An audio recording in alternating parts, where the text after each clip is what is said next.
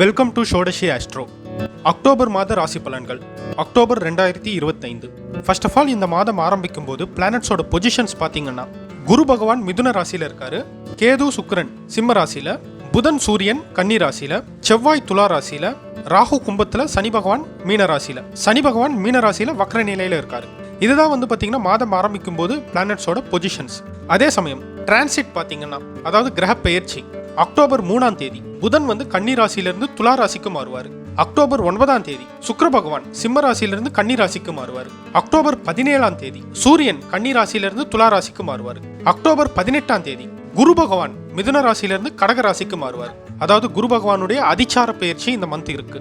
அதிச்சார பயிற்சி ரொம்ப ரொம்ப இம்பார்ட்டன்ட்.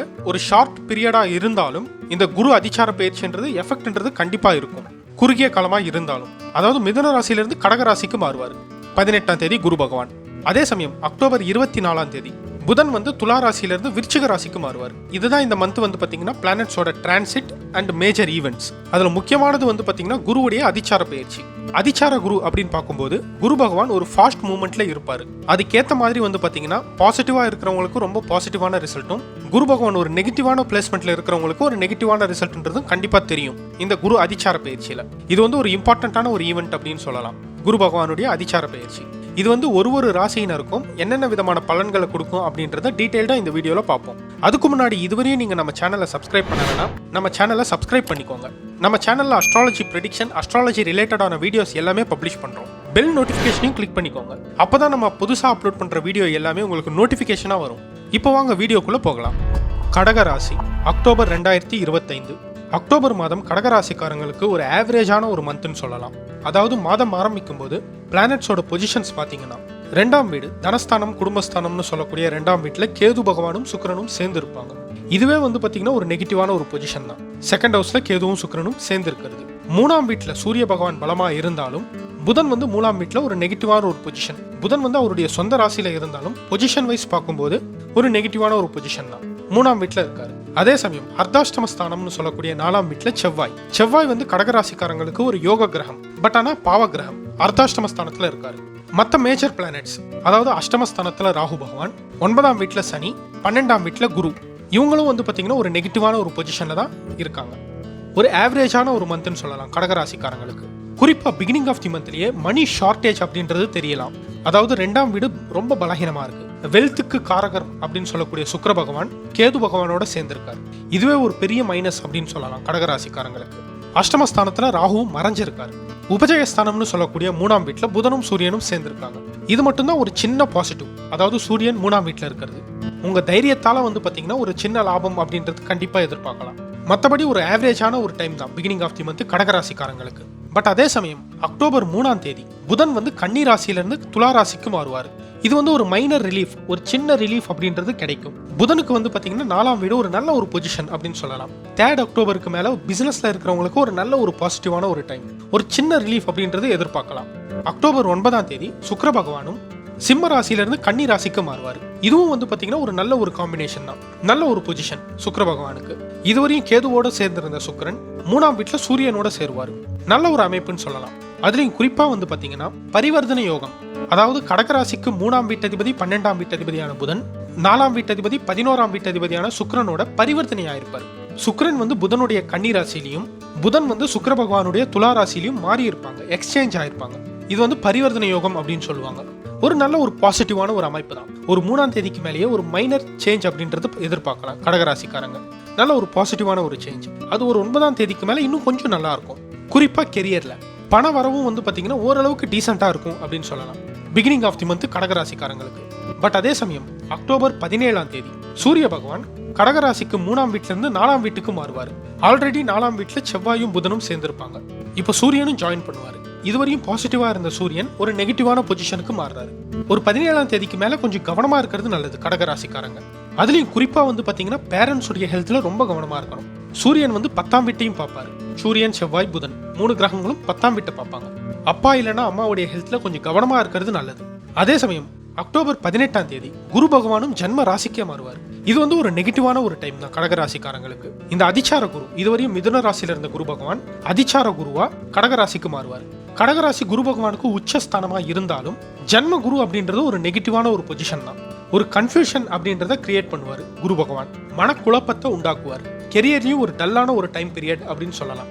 பெரியவங்க கிட்ட பேசும்போது கொஞ்சம் பார்த்து பேசுறது நல்லது. பேச்சால பிரச்சனைகள் வரதுக்கு நிறைய வாய்ப்புகள் இருக்கு.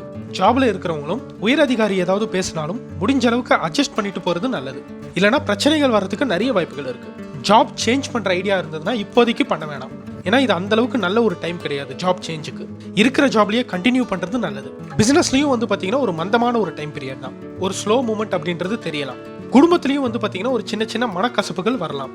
கொஞ்சம் பேச்சில் வந்து கொஞ்சம் கவனமா இருக்கிறது நல்லது. ஆல்ரெடி வாக்குஸ்தானம் 2ஆம் வீட்டுல வந்து பாத்தீங்கன்னா கேது பகவான் ஒரு நெகட்டிவான பொசிஷன்ல இருக்காரு. இப்ப குரு பகவானும் ஜென்ம ராசிக்கே மாறுவார். ஒரு 18ஆம் தேதிக்கு மேல வந்து பாத்தீங்கன்னா கொஞ்சம் கவனமா இருக்க வேண்டிய காலகட்டம் அப்படின்னு சொல்லலாம் கடகராசிக்காரங்களுக்கு. பட் அதே சமயம் குருவுடைய பார்வை 5ஆம் வீடு, 7ஆம் வீடு, 9ஆம் வீடு இந்த 3 இடத்தையும் வந்து பாத்தீங்கன்னா பாக்குறாரு.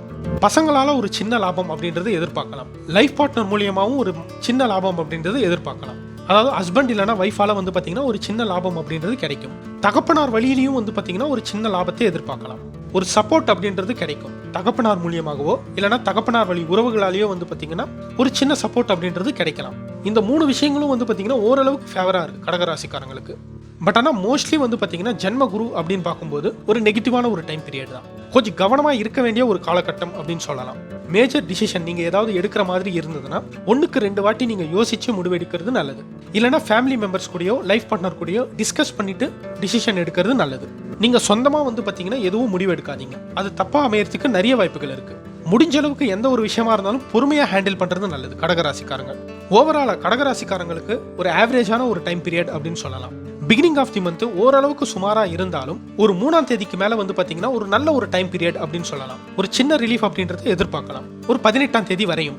பட் அகைன் ஒரு 17, 18ஆம் தேதிக்கு மேல வந்து பாத்தீங்கன்னா கொஞ்சம் கவனமா இருக்க வேண்டிய காலகட்டம்.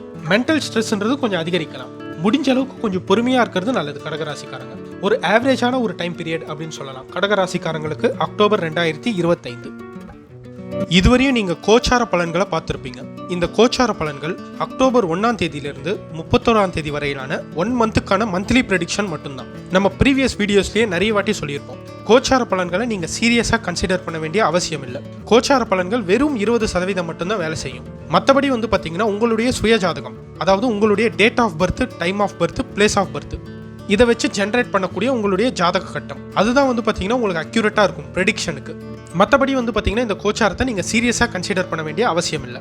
உங்களுக்கு சிம்பிளா புரியுற மாதிரி சொல்லணும்னா, தசாபுக்தி நல்லா இருந்ததுன்னா கோச்சார பலன்கள் நெகட்டிவா இருந்தாலும் நீங்க பயப்பட வேண்டிய அவசியம் இல்லை. அதே சமயம் தசாபுக்தி நெகட்டிவா இருக்கும் பட்சத்தில் கோச்சாரம் எந்த அளவுக்கு சூப்பரா இருந்தாலும் உங்களுக்கு நெகட்டிவ் ரிசல்ட் தான் கிடைக்கும். உங்களுக்கு எக்ஸாம்பிளுக்கு பார்க்கும்போது இப்ப கடகராசி, கும்பராசிக்கெல்லாம் வந்து பாத்தீங்கன்னா கோச்சாரம் அந்த அளவுக்கு சரியில்லை, ஒரு நெகட்டிவா இருக்குன்னு சொல்லலாம் கோச்சாரப்படி பார்க்கும்போது.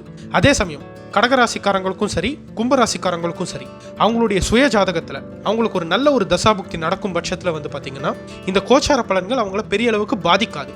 ஏன்னா அவங்களுடைய சுயஜாதகம் தசாபுக்தி நல்லா இருக்கிறதால இதை பத்தி அவங்க கவலைப்பட வேண்டிய அவசியம் இல்லை.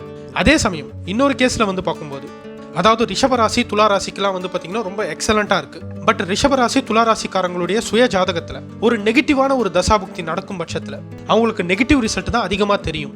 ஈவன் கோச்சார பலன்கள் நல்லா இருந்தாலும். ஏன்னா தசாபுக்தி பலன்கள் தான் வந்து பாத்தீங்கன்னா ஃபர்ஸ்ட் ப்ரியாரிட்டி.